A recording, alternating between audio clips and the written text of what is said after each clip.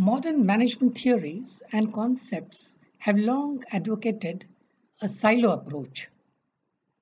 Today, organizations are no more than rigid boxes that define the boundaries rather than synergies.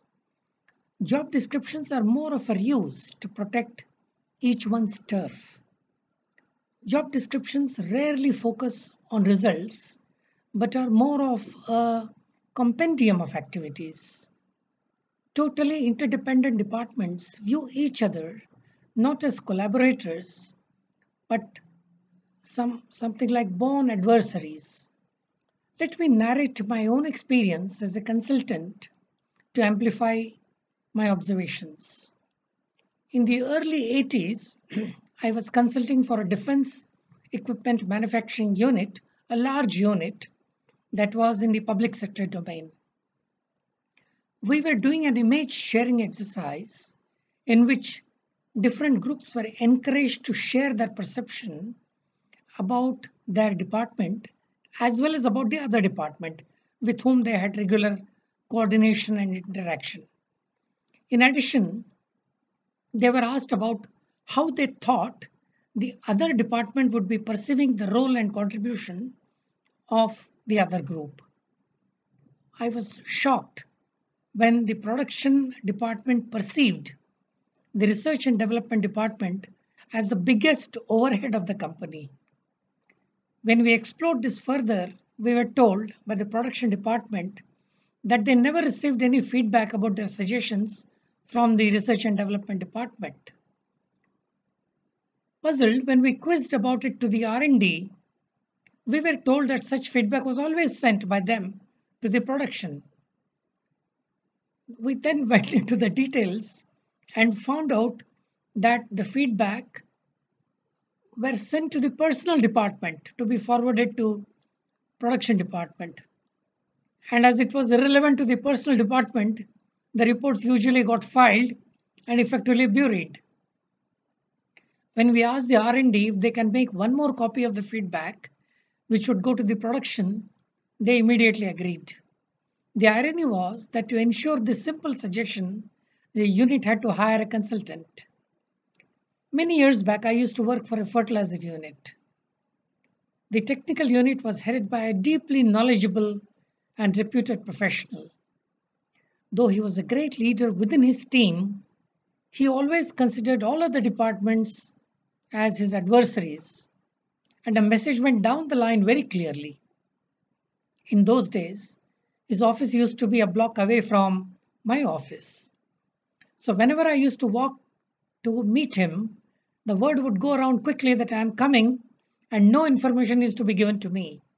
It was as if I asked the time, the reply would be, it depends. In another boiler manufacturing unit, I happened to go as a consultant. This unit always delayed on their deliveries. It was rumored that the marketing manager would be tipping off the customers about the delays and would be encouraging them to take surprise visits to the factory and to talk to the production people and take them to task for not adhering to the delivery schedule. The third and the last example is of an automotive unit where my role as a consultant was to freeze the target for their quarterly production. Every visit would be very stormy, and the reason was the very rigid stand taken by the head of the manufacturing unit in committing the units his team would produce. In one such meeting, the same discussion and the same argument ensued. The manager told me and to the group that the capacity of his unit is to produce 25,000 units per day. Everyone started laughing as the record showed that they were producing daily 30,000 pieces. When I quizzed him, he gave a classic answer. The extra 5,000 pieces that his team was producing daily was due to the hard work and commitment of his boys. Next quarter, again I visited and the same discussion, but with a change. The head of the unit who maintained that his unit's capacity was 25,000 units per day was transferred to the other department. and his junior had taken his position. The transport manager, who used to maintain that the capacity of his unit was 25,000 pieces per day, asked the question about the unit's capacity to his subordinate who had now became the head of the other unit. His junior was flabbergasted. He asked him, "Sir, you always maintained the capacity of my unit was 25,000 per day. How come now you have changed?" The manager replied with a straight face that time I was in your department and now I am in another department, so my loyalty is to my new department. It appears to me that the questions of loyalty, commitment, etc. are getting obfuscated with the rigid and myopic and a narrow view the organizations are structured and getting reflected in the behavior of its people. A manager needs to be an entrepreneur, just as an entrepreneur needs to have managerial attributes. One without the other is a recipe for failure. Experts have generally perceived the role of a manager as someone who plans, organizes, motivates, and directs his people, and so on. Though Henry Mintzberg, in his classic article many years back, has concluded that these are the noble intentions, but not embedded in reality. A manager needs to have strong desire to succeed. He always needs to have the big picture in mind. A firm belief in his abilities and confidence, coupled with a seamless networking ability and business acumen, makes him a formidable player. To him, the organizational boundaries are like the magician's rings. You see them, but next moment they disappear. Role clarity as provided by organization structuring is not a shield or a barrier to protect one's turf. Likewise, an entrepreneur needs to have his plans embedded in realistic assumptions. Ability to inspire colleagues and customers is an important attribute. Putting yourself in your customer's shoes is an important attribute that both managers and entrepreneurs need to nurture and cultivate. In fact, there is a very thin line demarking between a manager and an entrepreneur. We need managerial entrepreneurship and entrepreneurial managership, as both are two sides of the same coin.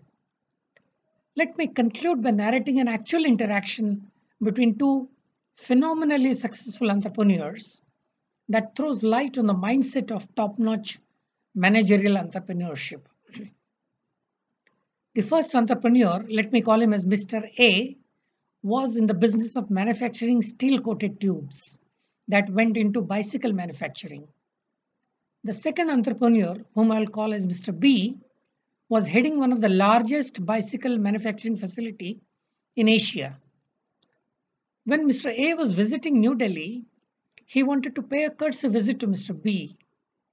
Mr. A had taken along with him his head of production. I must point out here that both the entrepreneurs were known for their mercurial temper. When the meeting commenced, suddenly one executive of Mr. B came to him and whispered in his ears that the last batch of tubes, coated tubes, supplied by Mr. A's company had some defects. Mr. B became upset and started criticizing the bad quality of the tubes supplied by Mr. A. Mr. A, while this was going on, another manager came hurriedly and whispered in the ears of Mr. A that there has been some confusion. The tube supplied by Mr. A's company was good without any defects, and it was from some other supplier that the defective pieces came from. Mr. B was profusely apologetic to Mr. A. What would have been the reaction of Mr. A? Mr. A replied that he perfectly understands someone getting upset if the product had quality issues. He will leave his production manager with Mr. B to ensure that the defective tubes are set right, no matter these tubes did not come from his unit. I call this as empathy and putting yourself into another person's shoes. When the big picture of our existence as well as the organization's existence is internalized, the difference between the manager and the entrepreneur evaporates. Managerial entrepreneurship or entrepreneurial managership is the need of the hour. These are two sides of the same coin. One without the other is like the soul without body or body without soul. Thank you.